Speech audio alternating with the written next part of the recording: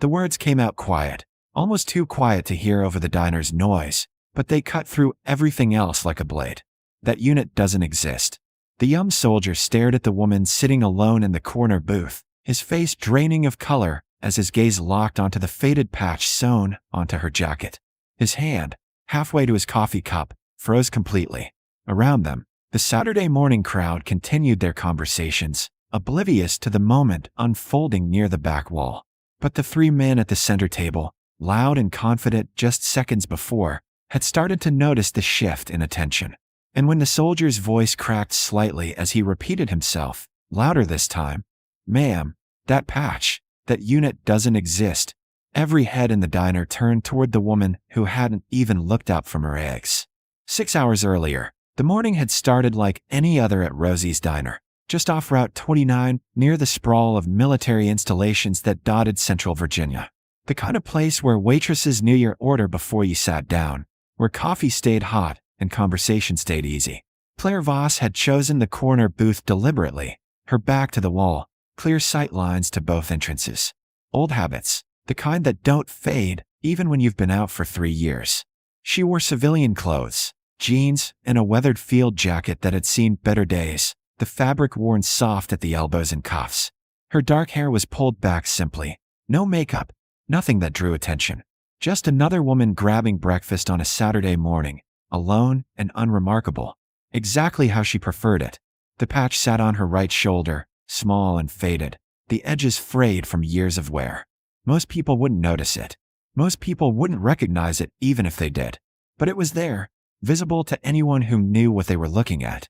And Claire had stopped trying to hide who she'd been, even if she rarely talked about it. The bell above the door chimed as 3 men walked in, their voices carrying across the diner before they'd even found a table. Contractors, Claire assessed immediately, not active duty. Mid-30s, fit but not disciplined, wearing expensive tactical gear that looked too clean to have seen real use. The kind of men who talked louder than necessary, who wore their experience like a costume. They took the center table, spreading out, their conversation immediately dominating the space. War stories, deployment tales, each one trying to top the last. Claire tuned them out, focusing on her coffee, on the simple pleasure of a quiet morning that belonged to her alone. 15 confirmed, one of them said, his voice pitched to Carrie. Fallujah, 07. You don't forget that kind of action. His buddies nodded, impressed, adding their own numbers, their own stories. A waitress refilled their coffee with a tight smile, moving on quickly. Claire cut into her eggs, her movements precise, controlled. The conversation meant nothing to her. She'd heard it before, variations of the same performance, men measuring themselves against memories that may or may not have been true. Then the bell chimed again, and a young soldier walked in, army uniform still crisp from morning inspection, patches clean and regulation. He couldn't have been more than 22. His face still carrying that mix of pride and uncertainty that marked the newly deployed. He moved to the counter, ordering coffee to go, his posture correct even in the casual space. One of the contractors noticed him, nudging his friend. "Hey, Army," he called out. "Were you stationed?" The young soldier turned, polite but cautious. "Fort Liberty, sir." "Sir," the contractor laughed. "I'm not active, kid. Did my time, came back, now I make real money." His friends grinned. "What's your MLS?" 11B, infantry. "Good start," the contractor said, leaning back in his chair. "You see any action yet?" "Not yet. Still training." The contractor's expression shifted, something between pity and condescension crossing his face. "Well, when you do, remember what we told you. Real combat. That's what separates the talkers from the doers." The young soldier nodded uncomfortably, clearly wanting to extract himself from the conversation. His eyes swept the diner, landing briefly on Claire's booth, then stopping. His gaze caught on something, his expression shifting from polite attention to confusion, then to something else entirely. He stared at her shoulder patch, his brow furrowing as he tried to process what he was seeing. Claire noticed the attention but didn't react, taking another sip of coffee, giving him space to look away. He didn't look away. Instead, he stepped closer, just slightly, his head tilting as he studied the patch more carefully.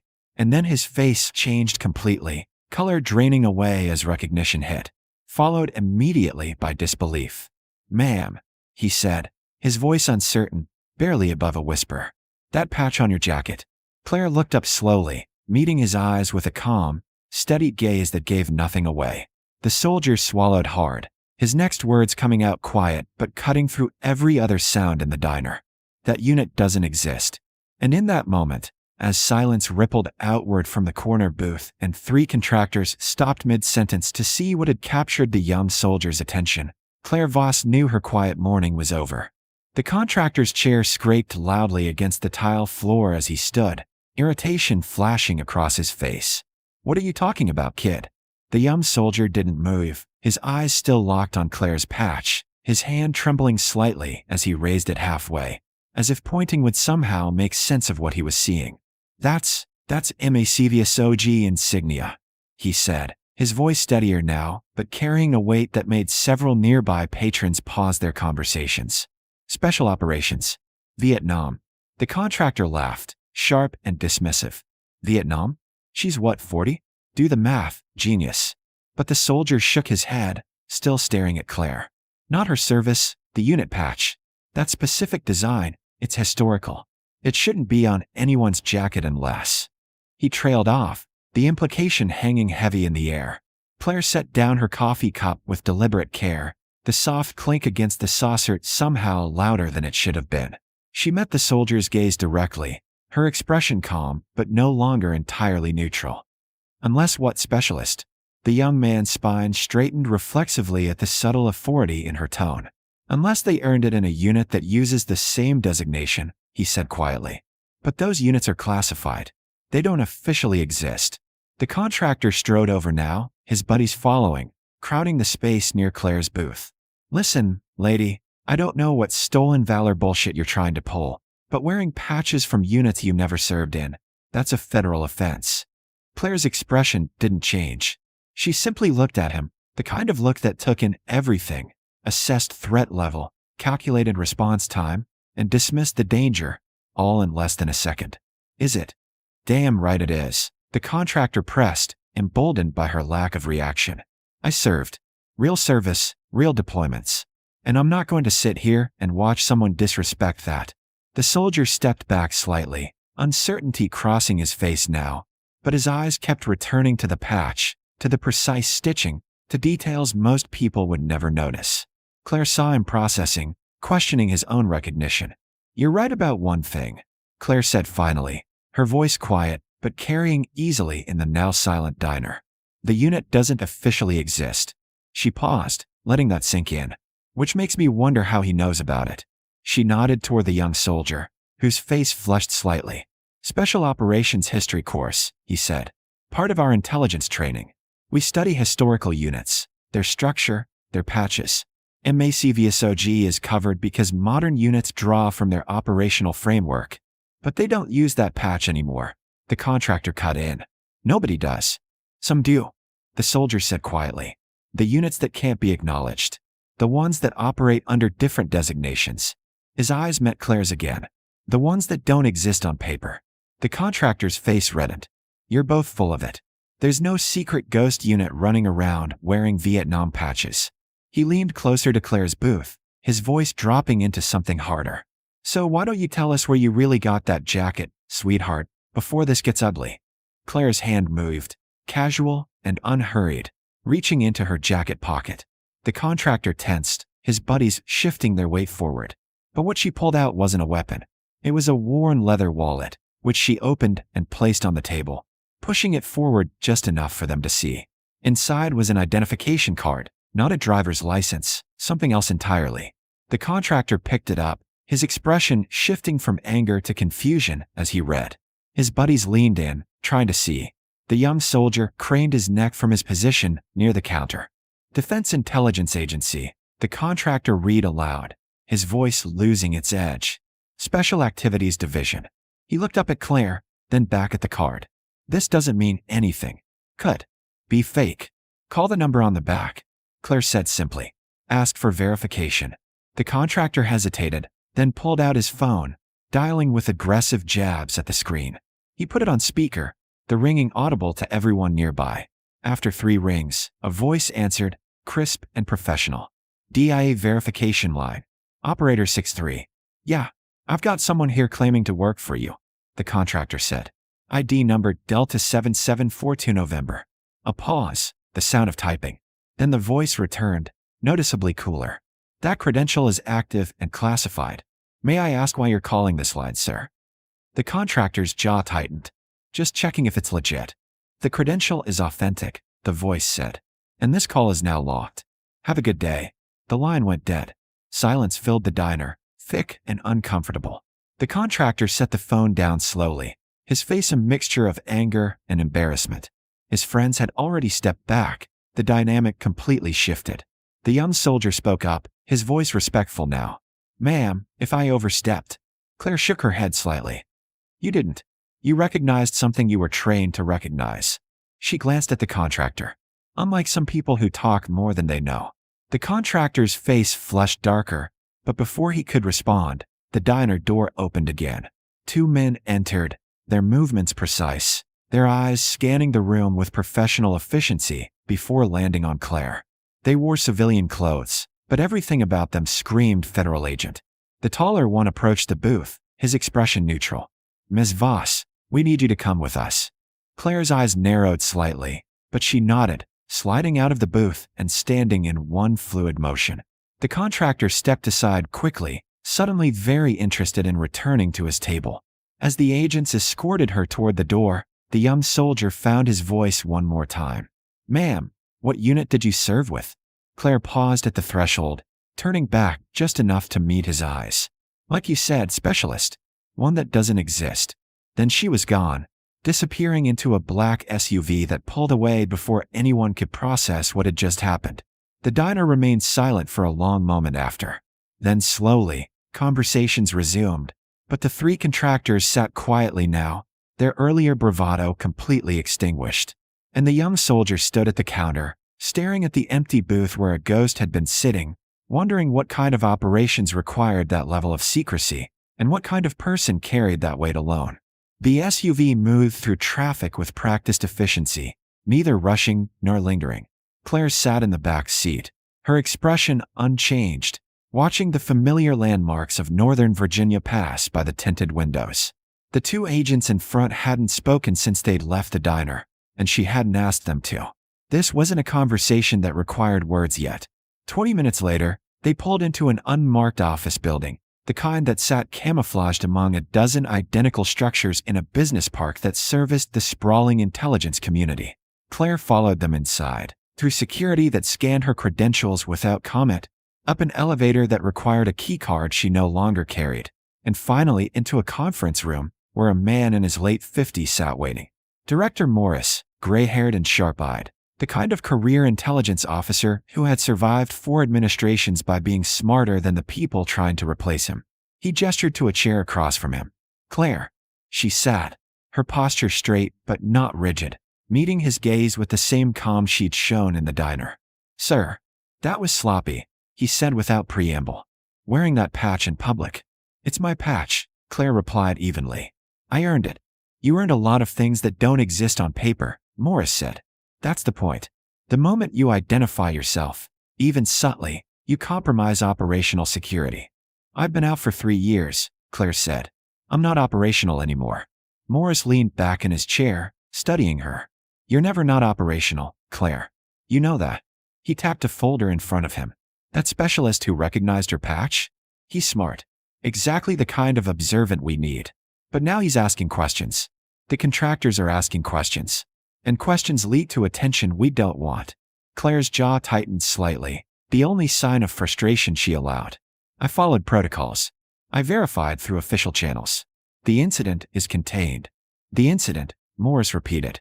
You mean the confrontation that ended with 2 federal agents extracting you from a public diner in front of a dozen witnesses? You sent them, Claire pointed out. Because we monitor your credentials usage, Morris said. The moment that contractor called the verification line, we knew you'd been compromised. We had to move fast. He paused, letting that sink in. But that's not why I brought you in. Claire's eyes narrowed slightly. Then why? Morris opened the folder, sliding a photograph across the table. It showed a compound, desert terrain, recent surveillance imagery. Because the work didn't stop when you did. And we have a situation that requires someone with your specific skill set. Claire looked at the photo but didn't touch it. I'm retired. You're inactive, Morris corrected. There's a difference. He leaned forward. 3 operators went dark last week. Deep cover, no communication, no extraction possible through conventional assets. We need someone who can move through channels that don't officially exist, who understands operations that don't appear in any database. Send someone from the current roster, Claire said. They're compromised, Morris said flatly. The leak came from inside. We don't know who to trust. He met her eyes directly. Except you. Because you've been out long enough that you're not part of current operations, but you're still cleared for the work. Claire was quiet for a long moment, her mind processing, calculating. And if I say no? Morris didn't hesitate. Then 3 operators die, and we lose intelligence that could prevent something much worse. But I'm not going to order you. That's not how this works. He stood, moving to the window, looking out at the anonymous buildings surrounding them. You got out because you wanted a different life. I respect that. But you also know what it costs when someone who can help chooses not to. The silence stretched between them, filled with the weight of operations past, of decisions made. In rooms like this that shaped outcomes in places most people would never know existed. Claire thought about the young soldier's face in the diner, the recognition and respect that had crossed his features when he'd understood what her patch represented. She thought about the contractors, their hollow bravado built on stories that paled against the reality of what real operators endured. She thought about 3 people, names she didn't know, faces she'd never seen, who were counting on someone to remember that they mattered. 24 hours, she said finally. I go in alone, I extract them my way, and then I'm done. Permanently. Morris turned back to her, and something like relief crossed his face before he controlled it. Agreed. Claire stood, moving to the door, but Morris's voice stopped her. Claire, that patch, maybe keep it at home for a while. She looked back at him, and for the first time since entering the room, a slight smile touched her lips. Maybe. Then she was gone, her footsteps echoing down the corridor. Outside, the afternoon sun cast long shadows across the parking lot. Claire climbed into her truck, the same vehicle she'd driven to the diner that morning for a quiet breakfast that felt like it had happened days ago instead of hours. She sat for a moment, hands on the wheel, looking at her reflection in the rearview mirror.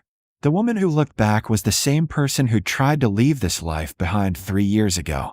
But she was also the person who'd spent 15 years earning the right to wear a patch that officially didn't exist, who'd learned that some skills don't fade and some responsibilities don't end just because you want them to. 24 hours, she'd told Morris. One more mission, then she'd really be done.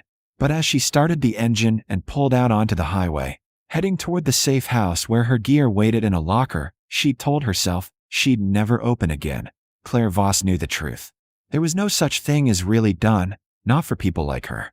There was only the space between missions, the quiet moments in diners and ordinary mornings, until the world remembered it needed ghosts. And ghosts, by definition, never truly disappeared. They just waited in the shadows until someone who knew how to look found them again. Until duty called in a voice that couldn't be ignored, wearing the face of 3 operators who needed someone to remember they existed. Claire merged onto the interstate, the afternoon traffic flowing around her, civilians heading home to families and weekend plans and lives that would never intersect with the world she moved through. And she was okay with that. She'd chosen this path knowing it meant standing between those 2 worlds, protecting one by operating in the other. The patch sat on her passenger seat now, carefully removed from her jacket and folded with military precision. She'd put it back on when the mission was done, when the next phase of her quiet life began. But for now, it rested there as a reminder of who she'd been, who she still was, and who she'd always be. A soldier without a unit that existed on paper. A ghost with a name only a few people knew. A woman who'd walked into a diner for breakfast and walked out toward a mission that would never make the news, never be acknowledged, never be recorded anywhere except in the memories of the people she'd save and the enemies who'd never see her coming. Just another Saturday. Just another mission. Just another ghost, answering the call that never really stopped ringing.